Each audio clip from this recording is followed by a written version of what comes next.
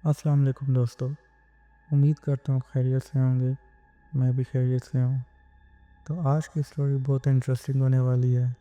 Title तो आप सब देख चुके होंगे। तो चलते हैं स्टोरी की तरफ। स्टोरी की तरफ जाने से पहले वीडियो को लाइक एंड सब्सक्राइब जरूर करें ताकि नेक्स्ट वीडियो का नोटिफिकेशन आप सबको मिल सके। तो चलते हैं स्टोरी की तरफ। रतनपुर एक छोटा मगर पुरअसरार गांव था, जहां रात होते ही सन्नाटा छा जाता था। लोग मगरिब के बाद घरों में कैद हो जाते, दरवाजे और खिड़कियां बंद कर लेते। कहा जाता था कि एक डायन रात को निकलती है और जो भी इसे देख ले वो जिंदा नहीं बचता। बुजुर्गों का मानना था कि ये डायन किसी ज़माने में एक खूबसूरत औरत थी, मगर जुल्म और सितम के बाद वो मरने के बाद बदरूप में बदल गई। इसकी लंबी चमकदार आंखें और ज़मीन को छूते स्याह बाल खौफनाक थे। लोगों ने कई बार इसे भगाने की कोशिश की, मगर वो मज़ीद ताकतवर हो गई। हर साल गांव में कोई ना कोई अचानक गायब हो जाता या मुर्दा मिलता। यही वजह थी कि रात के वक्त कोई भी बाहर जाने की हिम्मत नहीं करता था। लेकिन एक नौजवान राजू इन कहानियों पर यकीन नहीं रखता था। इसने फैसला किया कि वो डायन की हकीकत जानने के लिए बाहर निकलेगा, और यही फैसला इसकी ज़िंदगी का सबसे बड़ा इम्तिहान बनने वाला था। राजू बचपन से ही इन तमाम बातों को बेवकूफ़ी समझता था। वो अपने दोस्तों योगेश और दीपक के साथ अक्सर इस मामले पर बहस करता। अगर वाकई कोई डायन होती तो हमने कभी इसे क्यों नहीं देखा? योगेश ने डरते हुए कहा, तुम पागल हो, जो भी इसे देखता है वो जिंदा नहीं बचता। मगर राजू हंसा और बोला, तो फिर आज रात मैं खुद देखूंगा। ये सुनकर सबके चेहरे सफ़ेद पड़ गए, क्योंकि वो जानते थे कि ये ख़तरा हकीकी था। दीपक ने इसे रोकने की कोशिश की, मगर वो अपनी ज़िद पर कायम रहा। रात को जब पूरा गांव सो रहा था, राजू ने अपने कमरे का दरवाज़ा खोला। इसने अपनी लालटेन उठाई और चुपके से गली में निकल आया। हवा सर्द थी, हर तरफ सन्नाटा था, जैसे फितरत भी इसे रोक रही हो। लेकिन इसके कदम ना रुके, क्योंकि वो डायन को अपनी आंखों से देखना चाहता था। इसे क्या मालूम था कि वो ज़िंदगी और मौत के बीच में खड़ा है। राजू आस्ता आस्ता सुनसान गली में चल रहा था। हर कदम पर इसका दिल धड़क रहा था। चारों तरफ खामोशी थी, दरख्तों के पत्ते तक साकत नज़र आ रहे थे। अचानक एक बिल्ली ज़ोर से चीखी और अंधेरे में गायब हो गई। राजू ने पीछे मुड़कर देखा, मगर वहाँ कोई नहीं था। बस एक आम रात है, कुछ भी गैर मामूली नहीं। इसने खुद को तसल्ली दी, लेकिन फिर अचानक एक अजीब सी सरगोशी गूंजी, जैसे कोई नाम ले रहा हो। राजू, किसी ने बहुत आस्था आवाज़ में पुकारा, मगर कोई नज़र नहीं आया। इसके रोंगटे खड़े हो गए, मगर इसने खुद को काबू में रखा। चंद लम्हे बाद वो गांव के उस हिस्से में पहुंचा जहां अक्सर डायन दिखी गई थी। वहां एक पुराना वीरान कुआं था, जिसे सब मनुष्य समझते थे। राजू ने कुएं में झांकने की कोशिश की, मगर अंधेरा बहुत गहरा था। तभी एक साया कुएं से बाहर निकला और राजू के सामने आ गया। राजू की आंखों के सामने एक खौफनाक साया लरज़ने लगा। वो औरत के कद की मानंद था, मगर इसका जिस्म धुंध से बना हुआ महसूस हो रहा था। इसकी आंखें अंगारों की तरह जल रही थीं और इसके बाल ज़मीन को छू रहे थे। हवा यूं साकत हो गई, जैसे पूरा गांव एक साथ इस लम्हे को देख रहा हो। राजू के पैरों तले ज़मीन निकलने लगी, दिल ज़ोर ज़ोर से धड़कने लगा। कौन हो तुम? इसने इकलाते हुए पूछा, मगर कोई जवाब न आया। अचानक साया तेजी से हरकत में आया और कुएं के इर्द गिर्द चक्कर लगाने लगा। राजू के बदन में जैसे बिजली दौड़ गई। वो पीछे हटने लगा। जैसे ही इसने पलट कर भागने की कोशिश की, वो साया एक झटके में इसके सामने आ गया। तुम्हें यहाँ नहीं आना चाहिए था। एक करखत सरगोशी जैसी आवाज़ सुनाई दी। राजू की ज़ुबान बंद हो गई। इसके जिस्म ने हरकत करना छोड़ दिया।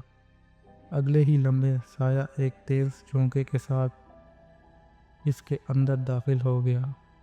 जैसे ही साया राजू के अंदर दाखिल हुआ, इसका जिस्म लरसने लगा। एकदम इसकी आंखें सुर्ख हो गई और दिमाग सुन्न होने लगा। इसे ऐसे लगा जैसे कोई इसके ख्यालात को काबू में ले रहा हो। कुएं के आसपास की ज़मीन अचानक हिलने लगी, जैसे कोई चीज़ बाहर निकल रही हो। राजू ने चीखने की कोशिश की, मगर आवाज़ गले में फंस गई। इसके कानों में सरगोशियाँ गूंजने लगीं। ये मेरा इलाका है, तुम यहाँ क्यों आए हो? इसके जिस्म में ठंडक सी भर गई, जैसे वो किसी और दुनिया में जा रहा हो। अचानक इसके हाथों और पैरों में जगड़न महसूस होने लगी। वो ज़मीन पर गिर गया। इसके हाथ खुद ब खुद मिट्टी खोदने लगे। जैसे ही इसके नाखून ज़मीन में धंसे, एक मनहूस हंसी सुनाई दी।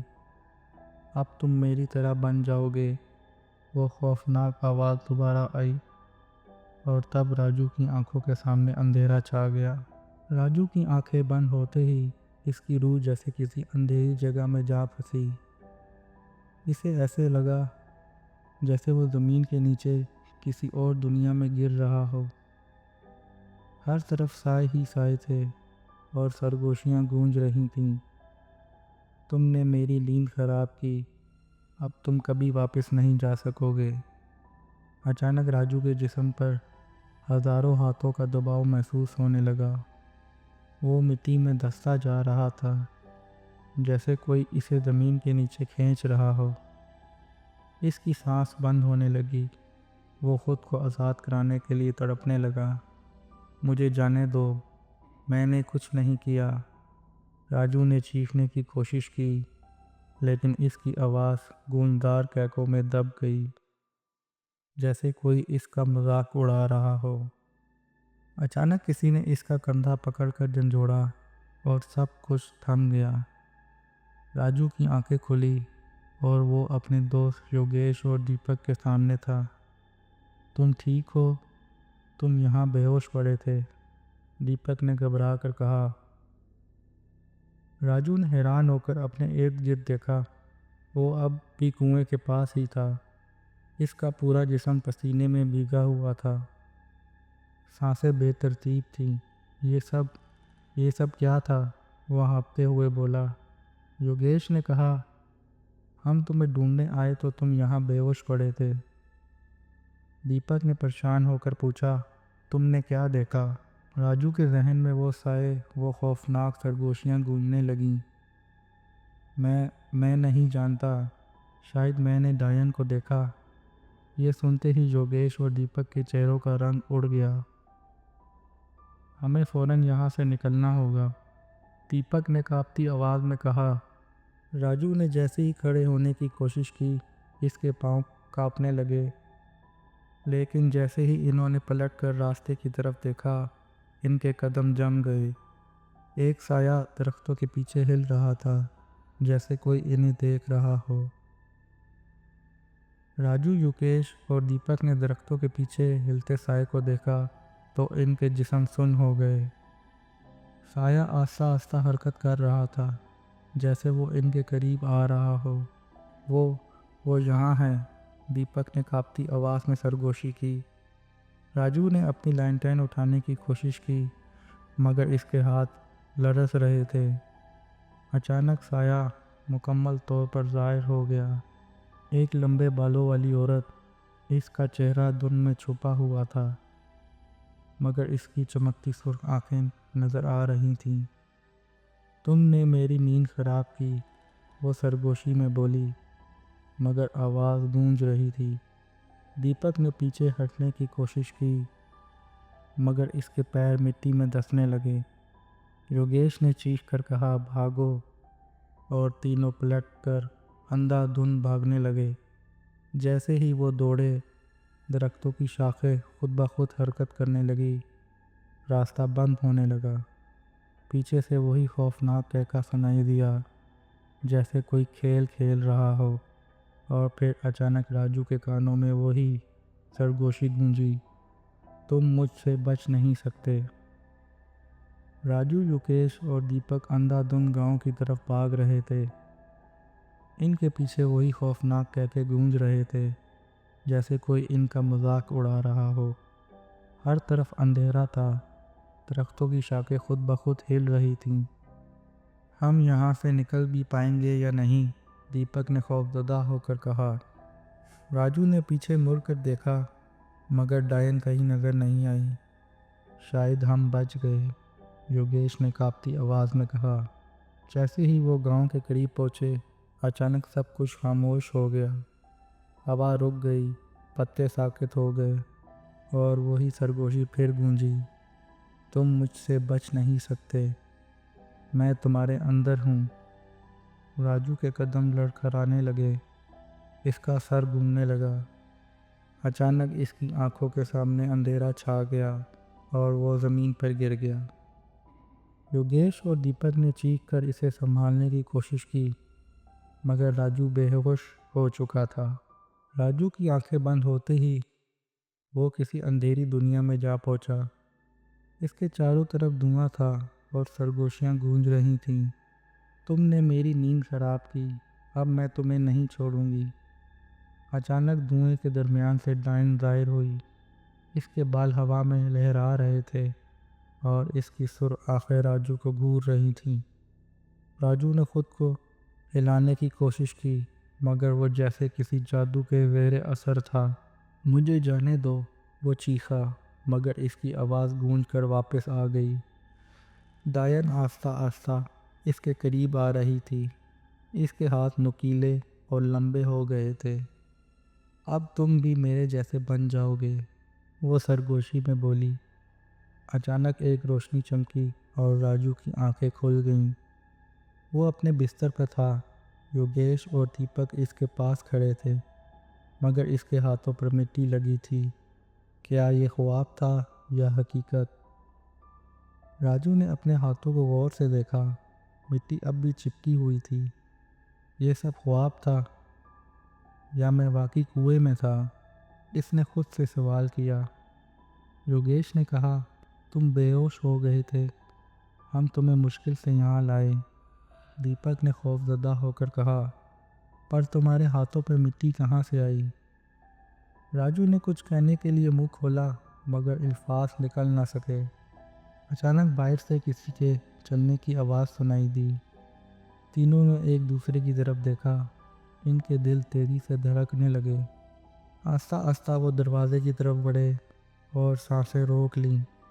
बाहर कदमों की आवाज़ रुक गई, जैसे कोई दरवाजे के पीछे खड़ा हो। कौन है? दीपक ने कांपती आवाज़ में पूछा, मगर कोई जवाब ना आया।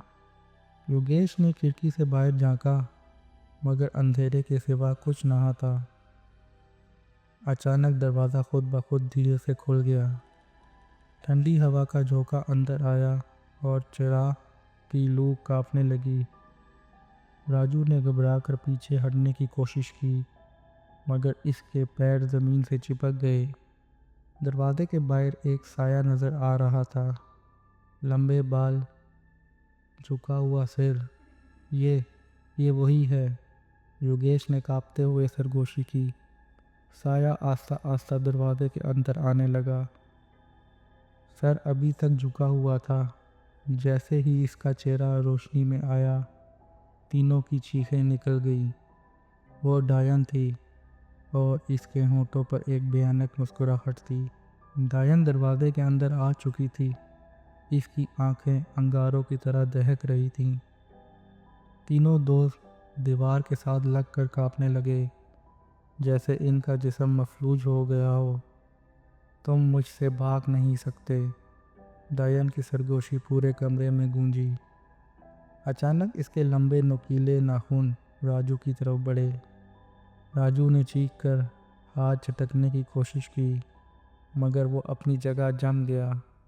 योगेश ने हिम्मत करके करीब रखी मिट्टी की कटोरी डायन पर फेंक दी। डायन गुस्से से चीखने लगी, जैसे इसे तकलीफ हुई हो। जल्दी करो, इस पर और मिट्टी फेंको, दीपक चलाया। तीनों ने झाड़ू से धूल उठाकर डायन की तरफ उछाल दी। एक जोरदार चीख के साथ डायन पीछे हटने लगी, जैसे इसकी ताकत कम हो रही हो। अचानक वो धुएं में तब्दील होकर खिड़की से बाहर निकल गई। कमरे में एक गहरी खामोशी छा गई, मगर सब जानते थे ये ख़त्म नहीं हुआ।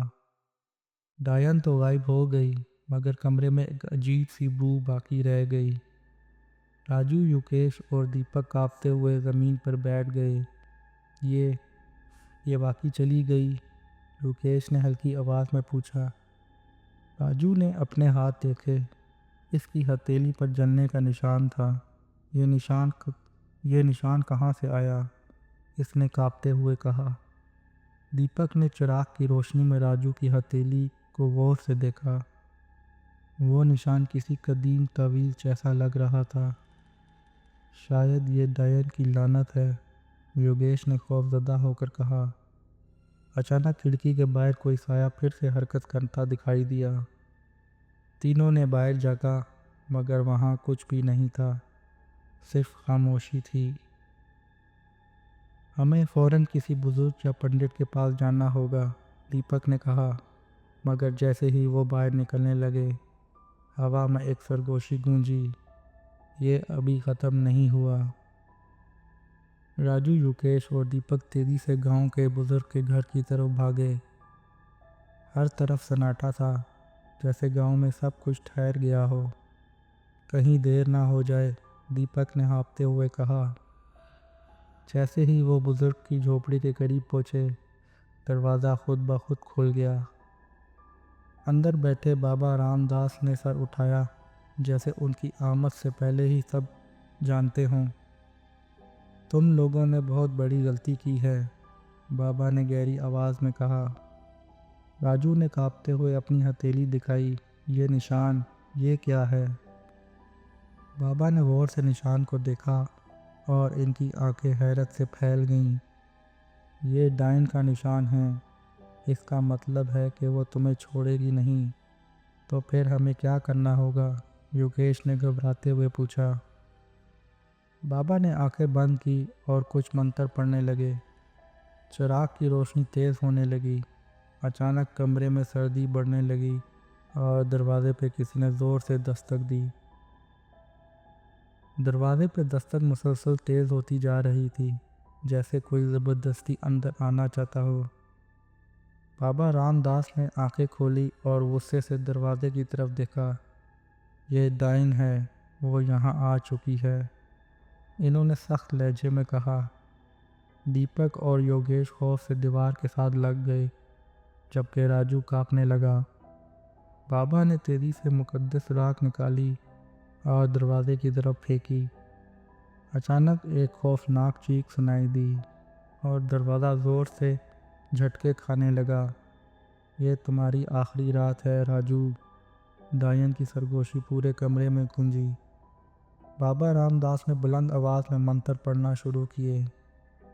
चिराग की रोशनी मज़ीद तेज़ हो गई।